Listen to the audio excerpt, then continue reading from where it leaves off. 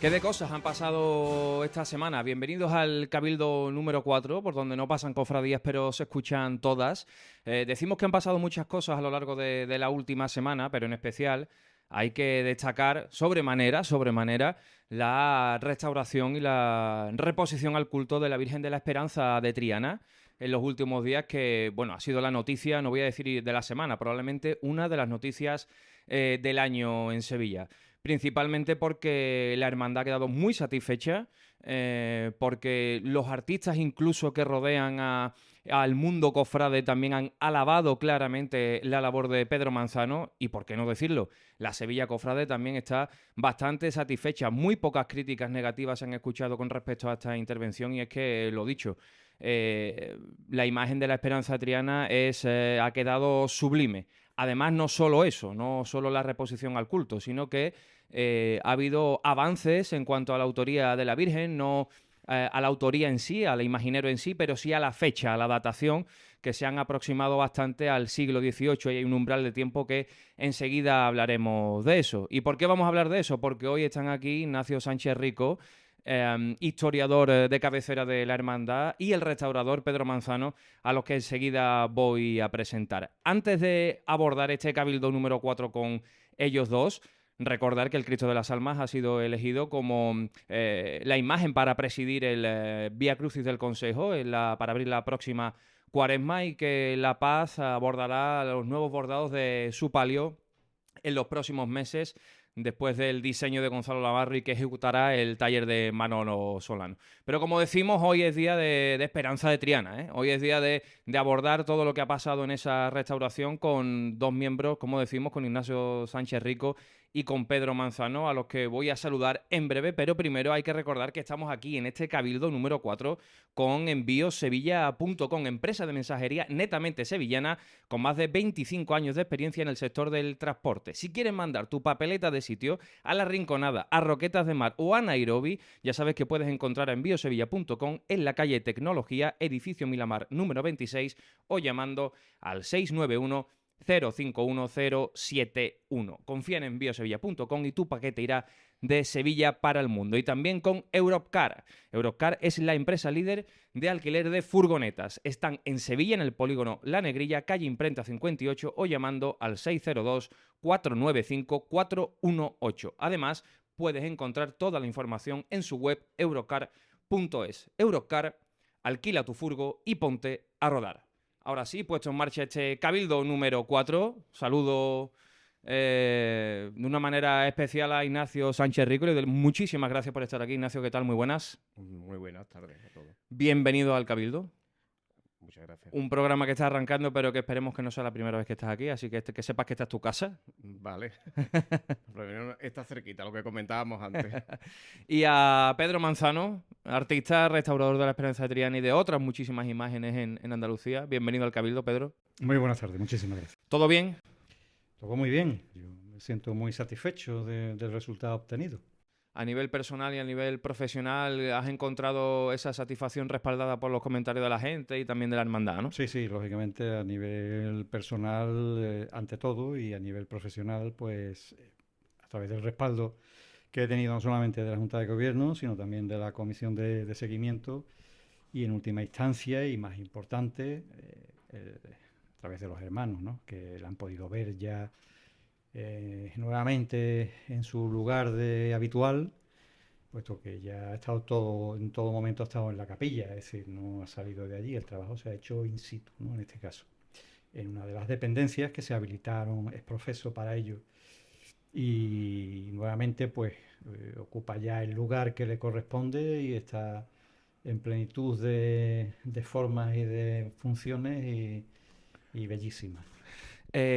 Ignacio, en cuanto a la hermandad, los datos que se han encontrado en este sentido son satisfactorios, son novedosos, y podemos acotar el origen de la Virgen, finales del 17, principios del No. del 18, solo No. siglo XVIII. Vamos a ver, los datos, bueno, eso lo puede hablar más, porque esto no es una cuestión de restaurador, esto es una cuestión científica, ¿no? Se le han hecho unas catas de policromía a la imagen en diferentes sitios, creo que hasta 6, ¿no?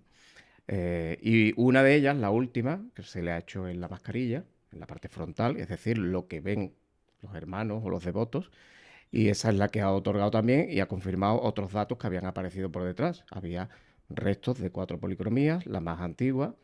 Es una periodización, porque claro, esto no te lo periodiza exactamente en años, pues desde la segunda mitad del 18 al primer tercio, mitad del 19. Es decir, pues acota un tiempo en el cual pues se puede ya empezar a establecer pues pautas parecidos, pero todo en el campo de las hipótesis. No hay papeles, no hay documentación. Lo único que tenemos es una prueba científica que data que esa imagen o esa base de esa imagen está hecha en esa época. Esas pruebas, Pedro, voy a hacer una pregunta sin tener muchísimo conocimiento, pero para que me lo expliques a mí, a los oyentes y a los televidentes. ¿Es una prueba similar al carbono 14? ¿O que lo que hace es establecer un umbral de tiempo? ¿Cómo es ese tipo de prueba? No tiene nada que ver con el carbono 14. Con el carbono 14 datamos el carbono que existe en el material y se le asigna, bueno, pues una temporalidad, ¿no? En este caso no. En este caso se trata de conocer el número de capas de estrato que existen en una policromía. Hasta ahora, evidentemente, no se había abordado un estudio de este tipo y, bueno, pues era el momento, lógicamente, ¿no? Para ello, bueno, pues se han extraído, como bien ha dicho Nacho, 6, bueno, no han sido 6, han sido en realidad 4. Dos de ellas han sido más superficiales, puesto de lo que se trataba también era de determinar qué sustancia es la que producía el ennegrecimiento, ¿vale?, que tenía la policromía. Bien, de las otras 4, evidentemente son pruebas que nosotros denominamos destructivas, es decir, tú tienes que pinchar y extraer una pequeña muestra de policromía, por lo cual no podemos ir alegremente pinchando a donde nos plazca, sino que hay que buscar el sitio idóneo, ¿de acuerdo? En ese sentido, bueno, pues las muestras que se han extraído aparecen una serie de capas de color, unas estratigrafías que la persona que hace el análisis químico, con el cual llevo ya trabajando y colaborando durante muchísimos años, tiene una amplia y dilatada experiencia en el análisis de capas de pintura y es capaz incluso, bueno, pues de datar o Establecer un margen establecer temporal. un margen temporal entre unos estratos y otros por las características que presenta ese estrato y esa capa, ¿de acuerdo? Entonces, él siempre, bueno, dentro de la prudencia, pues también establece unos márgenes, ¿vale?, un poco amplios. Es decir, no te va a decir taxativamente el día 15 de agosto Claro. de 1732. Sí, sí. Eso es imposible. Imposible. ¿Vale? Pero sí nos da unas pistas importantes para ahora, con un trabajo a posteriori, porque aquí no termina la investigación, hay que casar estos análisis con los datos documentales que tenemos e intentar dar forma a esa historia material, bueno, pues que de la cual se ha escrito mucho y prácticamente hay muchísimas opiniones diversas de todo tipo y bueno. Ahí la hermandad, Ignacio, ¿os sorprendió ese informe de Pedro en el que se establecía ese umbral? ¿Fue novedoso para vosotros? En algunas cosas sí, en otras no, ¿no? Vamos a ver. Lo que le estaba comentando Pedro en esto es que ha habido tanta literatura que ha dado origen a muchísimas confusiones. Ese es el gran problema que existe cuando se habla de la autoría de la Esperanza de Triana. Debido al incendio, las posteriores restauraciones, pues se ha ido añadiendo más literatura que ciencia. Claro, Pedro ha llegado con un procedimiento científico y entonces pues ahora se han establecido cosas y hemos descubierto cosas que creíamos que eran verdad, no son verdad, cosas que sí se han confirmado, algunas, y otras que pues se ofrecen otras teorías, porque claro, la ciencia es más objetiva que la opinión. Entonces pues ahora hay que pulir todos esos datos literarios, por decirlo de alguna manera, y hay cosas que hay que contradecir. Yo qué sé, pues, ¿Qué cosas hay que contradecir? por ejemplo, mira, informe del 89. Comenta Luis Álvarez Duarte que la mascarilla tiene 2 añadidos, uno en la barbilla y otro en la nariz. Y aparte, de manera muy ambigua, porque lo explica de forma un poco extraña, creíamos, por lo que interpretábamos, que la mascarilla estaba cortada en 2 mitades. Bueno, pues todo eso no es cierto. Ni hay añadido en el mentón, ni hay añadido en la nariz. Y la mascarilla es de una sola pieza. Con lo cual, pues claro, nos rebate muchas de las teorías que se habían establecido en torno a esa posible división por partes de la mascarilla. Pues esos datos científicos contradicen ese informe. Otra de las certezas que existen es que ya, bueno, se puede, digamos, abandonar la hipótesis de que la esperanza de Triana estaba por muchos atribuida a Castillo Lastruzzi. Eso hay que abandonarlo totalmente. Bueno, yo solo tenía claro porque simplemente por comparativa, vamos a ver. La mascarilla de la Esperanza de Triana, sobre todo la zona inferior, la forma de trabajar la boca, es que Castillo Lastruzzi nunca ahuecó una boca. Ni talló el paladar, ni los dientes superiores, ni los inferiores, ni la lengua proyectada hacia afuera. Eso yo lo tenía meridiano sin que me lo dijera Pedro Manzano. Ahora, si encima además para colmo, en la mejilla izquierda ha sido, ¿no? Donde se le ha hecho la cata. Bueno, depende de donde la miremos, ¿no? Claro. Derecha, La derecha. mejilla derecha. Se le ha hecho la cata, te aparece una cata del siglo XVIII, ¿cómo va a hacer la Virgen? Claro. Que no hace Claro. falta ni expresarlo de ninguna manera, es que es imposible.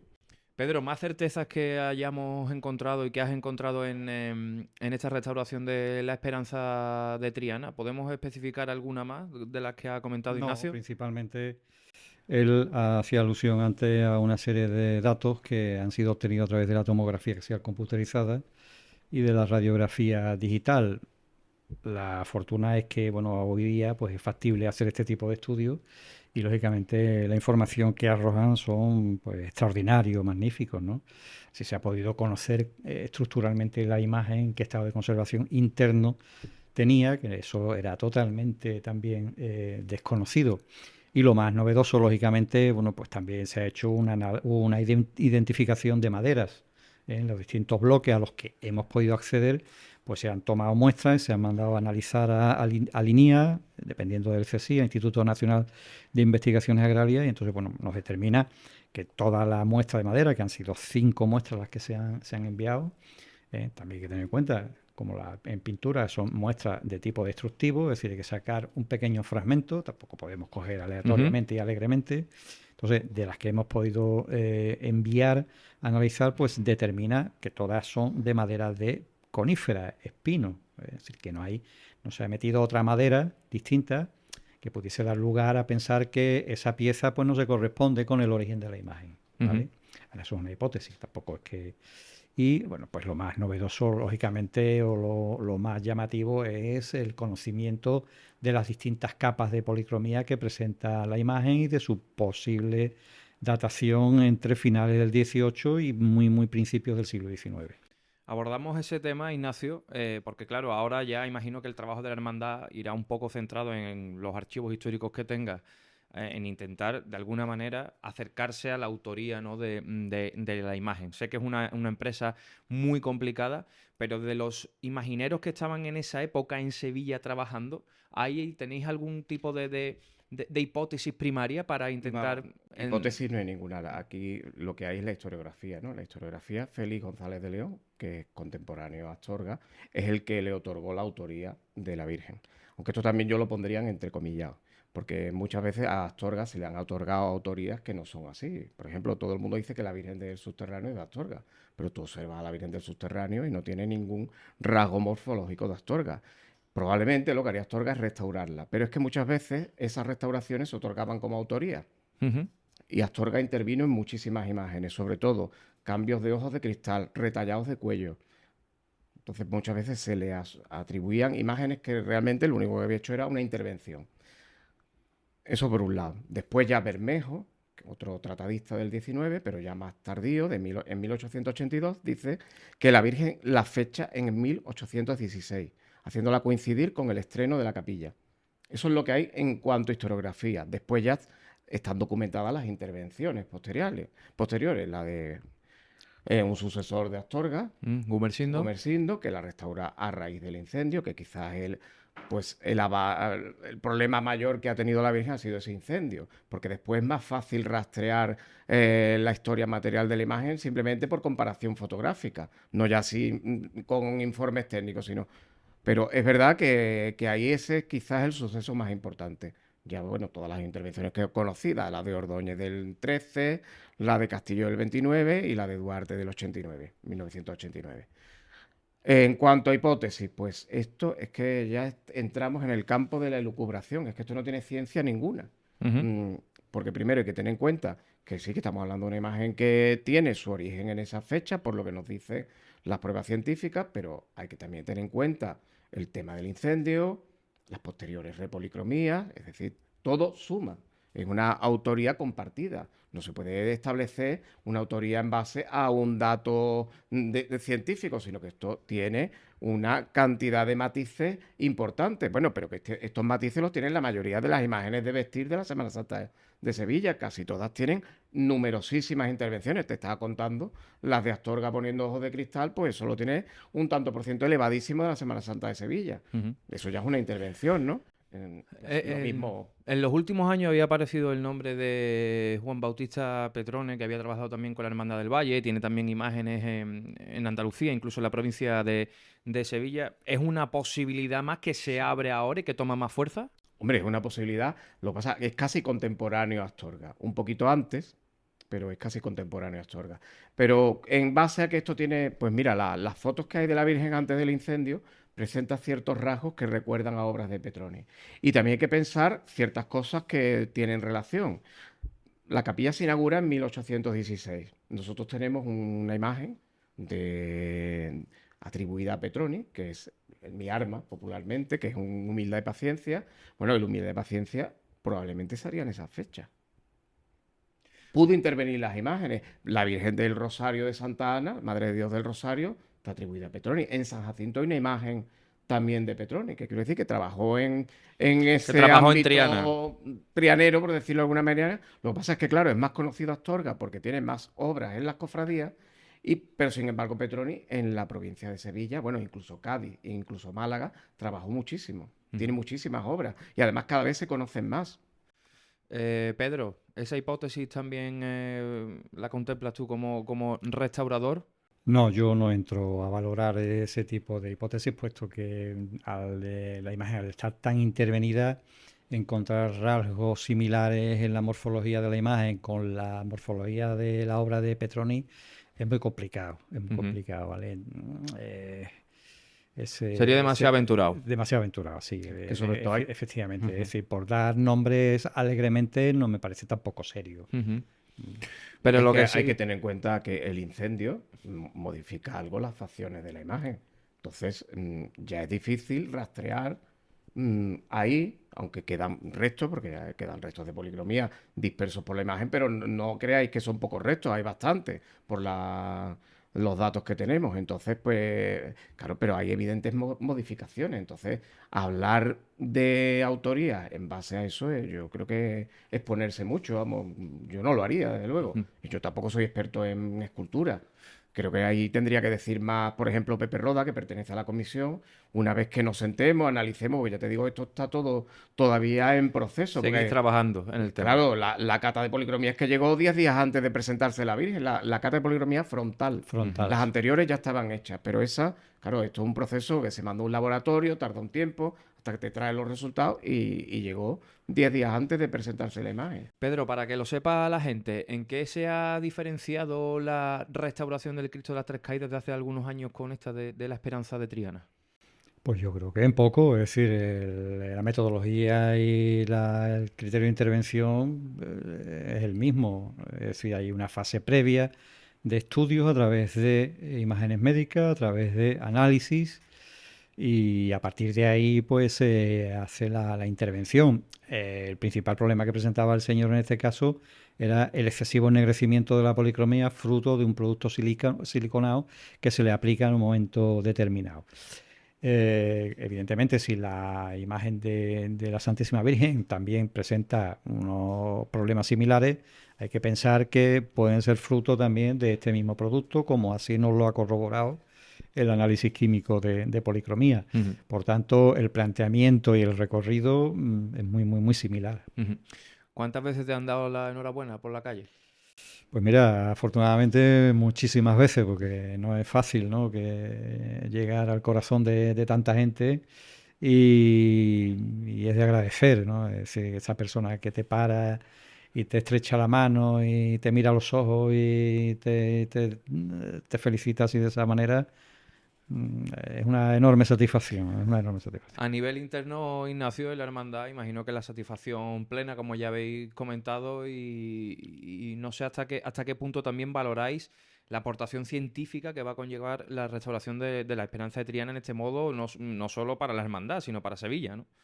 Hombre, claro, estamos muy contentos con cómo se ha recibido la Virgen, ¿no? Porque eso es lo que manda. Al final el pueblo es el que manda y la gente asume las cosas cuando no ve nada extraño y se identifica y ve a la Virgen a la que le ha rezado y a la que le han retirado durante 4 meses y se sentía un poco huérfano. Entonces, ese público, pues bueno, alguien habrá podido sí sentir, pero la mayoría está muy contento. Ya después está el otro lado, claro.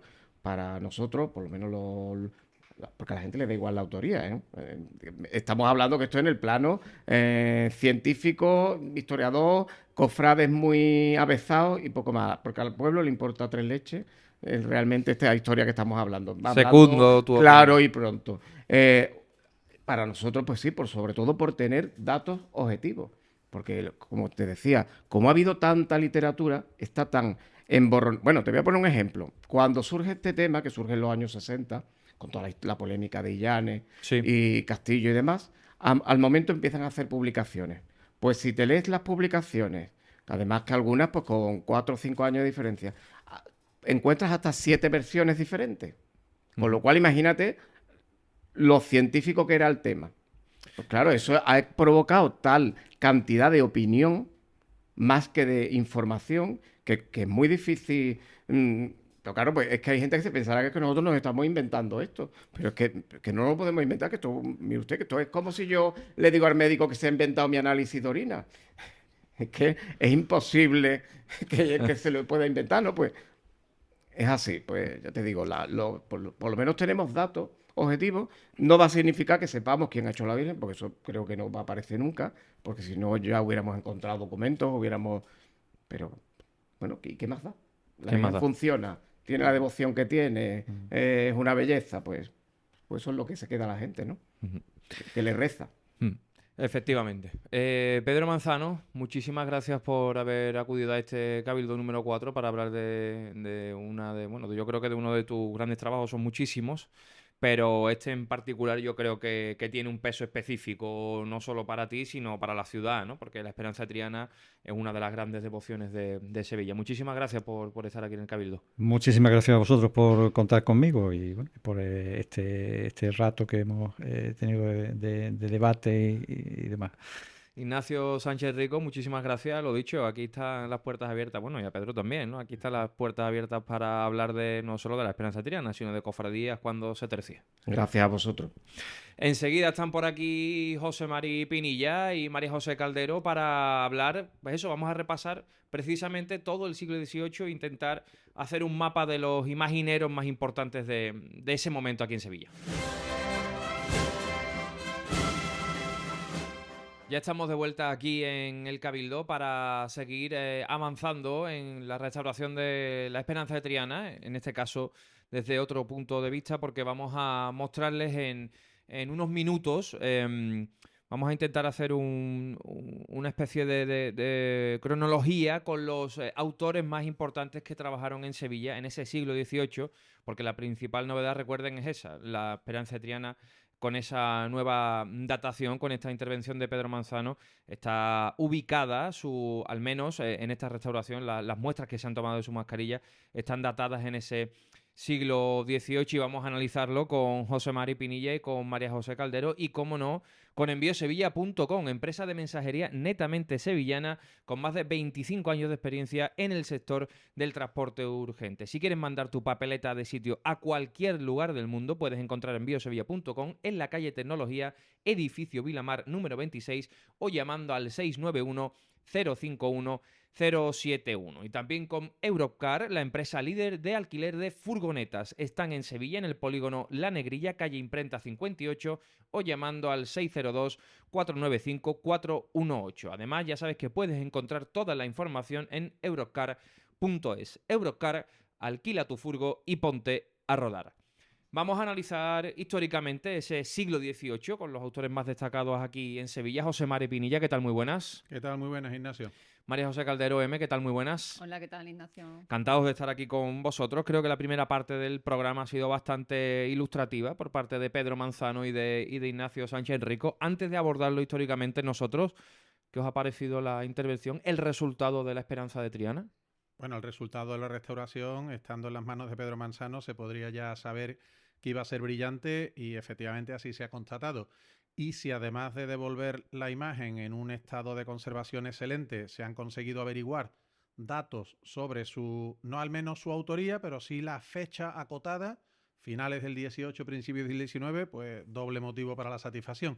La entrevista a mí me ha parecido de lo más interesante. ¿M? Sí, bueno, coincido con José Marino. Primero, Pedro Manzano era garantía de que va a hacer un trabajo excepcional porque tiene a sus espaldas un historial de restauraciones exitoso. Tremendo. Tremendo. La Virgen está radiante, está preciosa, está radiante. Y bueno, es muy importante, ¿no? Porque pocas veces ha trascendido ese informe científico, ¿no? El arte también es ciencia, también es ciencia, ¿no? Y supone una base muy importante que, como ha comentado Ignacio Sánchez Rico, bueno, al devoto realmente le da igual quién hizo la esperanza es de ellos, ¿no? Es del pueblo, pero a la hermandad sí que le sirve. ¿Algún artículo leído con eso de que la esperanza es de Triana? ¿Bonito te ha gustado? Me ha encantado, me ha encantado. Así que bueno, estamos todos satisfechos. Vamos a abordar ese tema porque vamos a entrar en el análisis de los artistas, imagineros, escultores más importantes de ese siglo, ¿no? De la última parte, de la Segunda última mitad parte. del siglo XVIII. De la segunda parte del siglo XVIII, de su segunda mitad, porque hay varios en Sevilla, entre los que están, bueno, la hermandad no se quiere mojar ni va a abrir ese melón, ya lo ha dicho Ignacio Sánchez Rico, de las especulaciones sobre la posible autoría de la Virgen. Yo imagino que van a seguir trabajando a nivel interno. Claro, sí, nosotros tampoco nos mojamos. Claro. No, nosotros vamos a limitarnos a decir los artistas más representativos, que no tiene por qué ser necesariamente obra de alguno de ellos. Correcto. Igual fue alguien que por desgracia el tiempo ha sepultado en el anonimato y cuando lo descubramos diremos Manolito Pérez. Pues a partir de ahí estudiaremos la figura de Manolito Pérez. Eso es. Vamos a arrancar con el primer artista, cronológicamente hablando, en este siglo XVIII, que es Hita y Castillo, que tiene alguna obra también en la ciudad, como puede ser el San Juan de la Amargura, de la Hermandad de la Amargura. Cronológicamente es el primero. Como hipótesis podría valer, morfológicamente se puede dar, puede haber ciertas similitudes con sus obras y la Esperanza de Triana, o lo veis bastante complicado. Hombre, lanzarnos aquí a la piscina, que probablemente no tenga agua, de decir yo la atribuiría a tal o a cual, es un poco aventurado. Lo que vamos a decir es quiénes eran los artistas más representativos, por dónde iba, digamos, el ideal artístico en ese momento. Claro, en esa Y Sevilla, a partir porque de ahí además hay que podríamos contextualizar entender.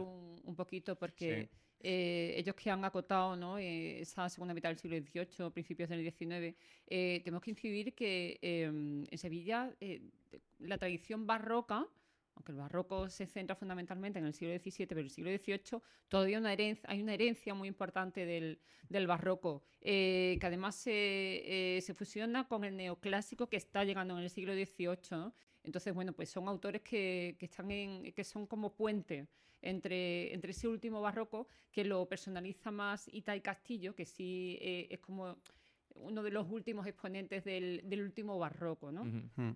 Claro, el barroco es digamos, la forma expresiva que ha permanecido vigente en Sevilla y a la que nos seguimos vinculando. O sea, los autores actuales son neobarrocos o neobarrocos, si quisiéramos ser un poquito más precisos. Y hemos entendido que es la forma que mejor representa el sentimiento, la devoción, la fe. Pero claro, también hay que entender que en ese siglo XVIII ya la mentalidad iba cambiando. La ley del péndulo tan famosa que dicta las modas en la vida y dicta muchas cosas, en el arte también está vigente. Y lo que para una generación es el símbolo de la belleza, para la siguiente pues probablemente sea motivo de aburrimiento porque ya buscan otras formas expresivas. Entonces ese siglo XVIII, siglo de la razón, en España probablemente llegó un poquito más tarde y más atenuado, pues el concepto barroco de gran expresividad, gran decoración, gran impulsividad, pues probablemente no terminara de calar. Sin embargo, las hermandades no se sentían representadas con otros medios expresivos. Por lo que los artistas, aunque en su corriente, digamos, inspiradora, hubiera ya otras ideas, se tenían que deber al barroco porque era lo que el mercado demandaba. Y en el caso de Hita es que todavía estamos en el último periodo plenamente barroco. Los siguientes veremos que, aunque tienen otras influencias, se tienen que seguir agarrando al barroco porque si no, no venden. Sí. En cuanto a Hita y Castillo, además del San Juan de la Hermandad de la Amargura, podemos repasar, indicar alguna obra más suya de peso ya no solo en Sevilla, sino en Andalucía o en la provincia que podamos rescatar de él? Pues mira, por desgracia, en 1936 se pierde en el incendio de San Juan de la Palma un trío escultórico maravilloso, la Virgen de las Maravillas. Y bueno, pues ahí sí que hay alguna foto en blanco y negro que la pueden ver nuestros seguidores. Sí que recoge ese canon estilizado de Ita Castillo, que utiliza una policromía nacarada, brillante, y una expresividad pero como un poquito atenuada, ¿no? Está como todavía agarrado al barroco, pero está ya dejándose llevar un poquito por el academicismo, Abierto ¿no? a nuevos aires. Sí. Exactamente, sí, ya se atempera un poquito con el neoclásico, ¿no? Entonces ya comento, podemos ver la Virgen de las Maravillas, y en Aracena la Virgen de Aroche también está, además creo que está documentada, si no está documentada está atribuida con bastante Peso. Sí, con bastante peso a Ita y Castillo. Sí, no tiene grandes obras, digamos, principales, pero sí tiene unas obras secundarias de una calidad artística realmente muy valorada. Yo ayer, hace 2 días, tuve la ocasión de enseñar la iglesia de San Martín a unas hermandades de Burgos que habían venido a Sevilla, y entre las imágenes valiosas que hay en el templo, en el presbiterio, en el muro de la epístola, hay un conjunto de San Joaquín, Santa Ana y la Virgen Niña, que cariñosamente se le conoce como el paseíto, porque parece que van andando, dando un paseo, que está atribuido a Ite Castillo y que representa justo lo que María José acaba de decir, ese último momento del barroco y esa transición. Hay que decir que además Ita estuvo muy vinculada a esa feligresía porque fue bautizado en San Martín y fue enterrado en San Juan de la Palma. Así que vivió justamente entre esas calles. ¿Estamos hablando de qué etapa en concreto del siglo XVIII? Pues, ¿Mitad? La Ita primera y parte de la Castillo- segunda mitad. Exacto, sí, porque Ita Castillo nace en 1714. Vamos al segundo imaginero, que si no me equivoco, como tengo aquí bien apuntado, es Cristóbal Ramos. Efectivamente. Un artista de peso. Bueno, ahí está la Virgen de las Aguas del museo, ¿no? Es su obra más conocida, Es su obra evidentemente. más conocida. Pero también, de hecho, en la hermandad, como hemos dicho, no van a abrir el melón de las autorías y demás, pero tampoco se ha vinculado nunca con fuerza a Cristóbal Ramos con la hechura de la Esperanza de Triana, ¿eh? Nunca. Fundamentalmente por el material que trabajaba Cristóbal Ramos. Él era Principalmente. barrista, era hijo de un escultor en barro, y él fundamentalmente trabajó en barro, en terracota, la Virgen de las Aguas de terracota, la Inmaculada de Regina de San Martín y otras muchas imágenes, aunque puntualmente también trabajó otros materiales como el papelón, la pasta de madera, ¿no? Pero fundamentalmente por eso tal vez sería una atribución un poco aventurada. Sí, pero además es que en el caso de la Esperanza de Triana, estamos hablando de la Esperanza de Triana, no la que nosotros conocemos actualmente, ¿no? Sino la del siglo XIX, la de antes del incendio, que no se descarta que esa imagen ya fuera intervenida sobre una imagen anterior que se podría hacer, a lo mejor de Ita de Castillo, de Blas Molner, de Cristóbal Ramos, y posteriormente tuvieran alguna intervención de Astorga. Claro, es de que sobre eso también hay que matizar una cuestión. Hoy en día hay profesionales expertos en la restauración, como don Pedro Manzano, que ha estado sentado, tengo el honor de ocupar la misma silla que él. Pero antiguamente eran los imagineros los que se tenían que encargar de estas tareas, y el imaginero siempre tiene una dosis creativa que a veces les cuesta refrenar. De dejar Sí, su huella de sobre la dejar su imagen. Claro, huella, entonces, exacto. con los desastres de la Guerra Civil, Castillo Lastrucci tuvo que restaurar, Astorga en el 19 tuvo que restaurar, y otros muchos imagineros se han visto en la necesidad de atender esas necesidades y probablemente de manera involuntaria aportaban su propia personalidad a esa imagen, porque realmente el concepto de una restauración correcta, no correcta, eso daría lugar para un debate bastante Bueno, eso es profundo. un gran debate en el mundo de la restauración. Hasta Claro, donde hay que llegar. ¿reponemos la imagen en su concepto verdaderamente primitivo o el que hemos En el conocido caso de que- siempre? En el caso de que se pudiera conocer, ¿no? Claro. Sí. Ahí yo creo que Pedro Manzano interpreta perfectamente esa perspectiva del pueblo, ¿no? Claro, sí. Híbrida, que dice, vamos a mejorar la imagen cualitativamente, la vamos a mantener, pero al mismo tiempo que no pierda la unción, La ¿no? vamos a mantener reconocible. Hay que Efectivamente. mantener el equilibrio, ¿no? Entre el escultor Claro, y la porque devoción, ¿no? Ha habido imágenes que han venido que parecía aquello más blanco que un lavabo. Y, Ujú. y evidentemente, Y choca. por mucho que originariamente pudiera haber sido así, también las pirámides de Egipto tenían colorines, pero a lo mejor no nos entraba por el ojo si las viéramos así, ¿no? Realmente las imágenes también son hijas de su tiempo. Claro. Efectivamente.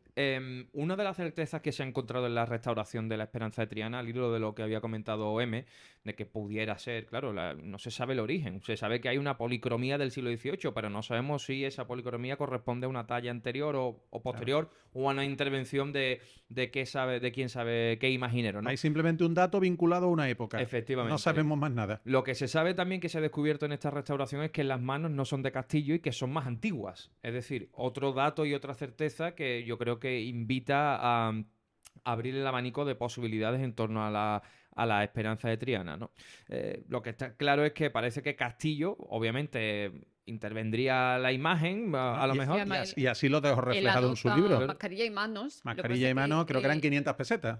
Claro, pero le delata el precio, porque claro, él cuando hacía realmente de nueva factura una mascarilla de las manos no era el precio, Claro. ese precio que él deja anotado en su libro de cuentas. Sí, ¿no? con lo cual parece que no es una factura completa, sino simplemente una Eso, intervención, una ¿no? intervención, sí. Seguimos avanzando por ese siglo XVIII. Hemos hablado de Ita y Castillo, hemos hablado de Cristóbal Ramos y ahora damos un pasito más y nos vamos a Blas Molner. Artista que yo ahora me la voy a jugar porque yo no manejo tantos datos como José Mario Pinilla y como M, pero no recuerdo si está atribuida con certeza a la Virgen de las Penas, a la Virgen de los Dolores de las Penas. Puede ser que Es haya un- una atribución. Es una atribución que se barajó, Tradicionalmente. pero tampoco hay unos No hay una datos. constatación clara, ¿no? No, constatación documental, al menos que yo conozca, no la hay. De hecho, a Blas Molner me permitió traer este libro, sacado hace muy poquito tiempo, de David Molina, archivero de la Hermandad de San Benito y amigo personal mío, que me honro en tener, sobre la hipótesis de la autoría de la Virgen de la Encarnación de San Benito a partir de una restauración que le hizo el profesor Miñarro y de numerosísimos estudios y consultas de todo tipo. Él ha lanzado la teoría de que pudiera ser de Cristóbal Ramos, perdón, de Blas Molner, un escultor valenciano contemporáneo de Cristóbal Ramos. Entre los dos echaron a andar la Academia de Bellas Artes en Sevilla. Y curiosamente, si uno indaga en el libro, que es interesantísimo, yo lo recomiendo, dice que uno de los datos más, digamos, precisos para vincular la autoría es algo que no se ve de la imagen. Y es que las imágenes de candelero evidentemente están hechas para ser vestidas y el tocado que enmarca el rostro pues tapa normalmente lo que es la oreja, lo que es el pabellón auditivo. Pues a partir de lo que queda del pabellón auditivo, aunque esté tapado, pero se conserva, hay unas grandes similitudes con otras obras de Blas Molner y entre eso y otros, otros paralelismos estilísticos, pues lanza esta atribución que a mí al menos me parece bien encaminada. Blas Molner, un imaginero y un autor, hombre, desconocido por el gran público aquí en Sevilla. De hecho, está la atribución, esta reciente que ha comentado Pinilla, que la recuerdo bien porque, de hecho, tuve la suerte de estar en el taller del profesor Miñarro y me lo comentó personalmente y lo recuerdo. Imagino que el profesor Miñarro, con lo tenaz que seguirá trabajando en esa idea. Pero que decimos que Blas Molner es un imaginero desconocido por el gran público. Vamos a dar... Valenciano, pero que sí que trabajó aquí en Sevilla. prácticamente durante Sí, toda sí, son prácticamente su vida. labor creativa la desarrolló aquí. Ya las tendencias Y de hecho, juraría que está enterrado en San Andrés, aquí en Sevilla, sí. Que de datos, ¿Dónde Valdés Leal? Que no es mal sitio, ¿eh? Perdón, estabas diciendo. Sí, no, estaba comentando, ¿no? Por situar un poquito también el contexto artístico de Blas Molner, que él ya, claro, evidentemente es posterior a Ita y Castillo y está más influenciado, más claro. Por las tendencias academicistas, pero sin soltar nunca, estás en Sevilla y sin soltar nunca la tradición barroca, ¿no? Pero sí es verdad que sus imágenes se caracteriza, ¿no? Por la morbidez del óvalo, la tendencia descendente de las cejas, que están así como tiradas a tiralínea, ¿no? Trazadas a tiralínea, la boca entreabierta, pequeñitas, los labios finos. De todas formas, hay un aspecto interesante de mencionar y es que, aunque ellos ya estaban, tanto Cristóbal Ramos como Blas Molner, influenciados por el academicismo, ya el barroco quedaba estilísticamente bastante más atrás en el tiempo, ellos seguían estando presionados para mantener el barroco, hasta el punto de que una obra de Cristóbal Ramos muy conocida, que es la Virgen de la Salvación, que está en la iglesia de San Bartolomé, se conoce como la Estrellita de San Bartolomé, porque se parece tantísimo a la Virgen de la Estrella, aunque la Virgen de la Estrella es anterior, y es porque ciertos cánones barrocos se pedía que se siguieran perpetuando en el tiempo. La clientela solicitaba todavía las formas barrocas. Blas Molner seguía muchos rasgos estilísticos del 17 porque realmente quien le encargaba las obras se lo pedía y él tenía que llevar un sueldo a su casa, claro. Bueno, pero ¿qué ocurre hoy día también? Sí, evidentemente. Se sigue haciendo hoy día, efectivamente.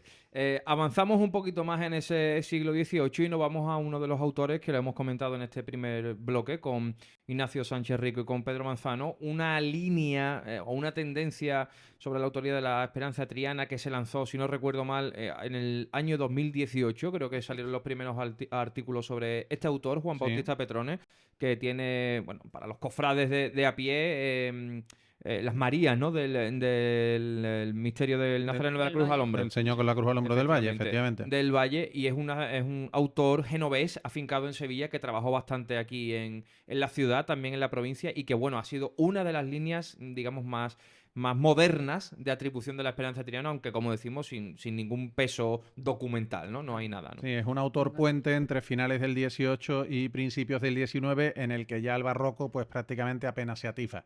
Ya él sí, digamos que es hijo de una época algo diferente en tiempo cuanto a corrientes artístico.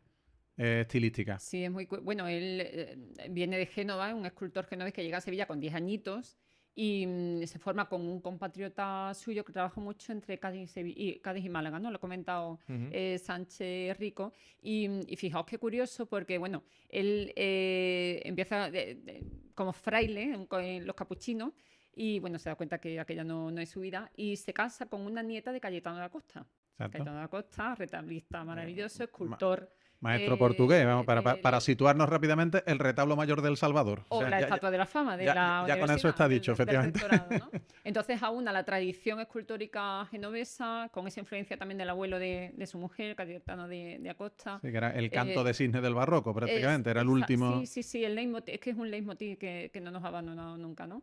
Y también ese gusto barroco sin duda y otra vez volvemos, ¿no? En las tendencias academicistas. Es que al fin y al cabo es como un sincretismo Sí. escultórico que aúna pues influencias de aquí. No hay una corriente artística Realmente el pura siglo, en el esa siglo época, XIX no. es bastante ecléctico en ese Sí, es muy sentido. ecléctico, efectivamente, sí, sí.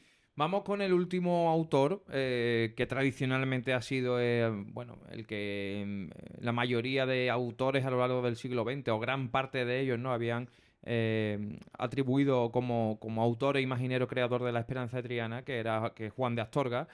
Y me decía una cosa Ignacio Sánchez Rico, que él personalmente decía: a mí nunca me ha cuadrado mucho la autoría de Astorga como imaginero principal de la Virgen, como creador único, porque la Virgen de la Esperanza Triana es alta, Es muy alta. es bastante alta, Sí. cosa que las obras de Astorga no lo son. A lo mejor Astorga intervino una imagen anterior, pues puede ser, Presumiblemente. pero parece complicado, y más teniendo ya datos concretos que sitúan la imagen o la mascarilla a mediados del siglo XVIII, que Juan de Astorga interviniera con peso la Esperanza de Triana. Claro, la Esperanza de Triana es que es 1,75 creo, y las imágenes de Astorga son como un poco más menuditas, en torno a unos 50 aproximadamente, ¿no? Ujú. Claro, es que es tan difícil, ¿no? Que un análisis de una muestra que te acota más o menos una fecha.